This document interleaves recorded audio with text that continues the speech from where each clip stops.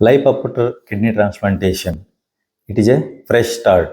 ನಮಸ್ಕಾರ, ನಾನು doctor Ravindra ಮದ್ರಿಕಿ, kidney ರೋಗ ತಜ್ಞ, ಯಶೋಧ ಆಸ್ಪತ್ರೆ, ವಿಜಯಪುರ. ಕಿಡ್ನಿ ಟ್ರಾನ್ಸ್ಪ್ಲಾಂಟ್ ಮಾಡಿಸ್ಕೊಂಡಾದ್ಮೇಲೆ ಬಹಳಷ್ಟು ಜನರಿಗೆ ಮುಂದೆ ಜೀವನ ಹೇಗಪ್ಪ ಅಂತ ಪ್ರಶ್ನೆಗಳಿರ್ತವೆ. ಕಿಡ್ನಿ ಟ್ರಾನ್ಸ್ಪ್ಲಾಂಟ್ ಅಂದರೆ it is a life to a kidney failure patient ಅಂತ ಹೇಳ್ತೀವಿ. ಒಂದು ಇಂಪಾರ್ಟೆಂಟ್ ಕಿಡ್ನಿ ಟ್ರಾನ್ಸ್ಪ್ಲಾಂಟ್ ಆದ್ಮೇಲೆ ಏನಪ್ಪ ಅಂದ್ರೆ you regain life immediately, no dialysis and more energy and more free life. But free life ಅಂದ್ಕೂಡಲೇ but it comes with responsibilities.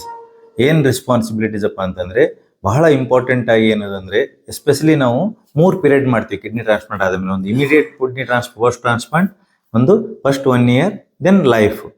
First 3 months ಬಹಳ critical ಆಗಿರ್ತೈತೆ.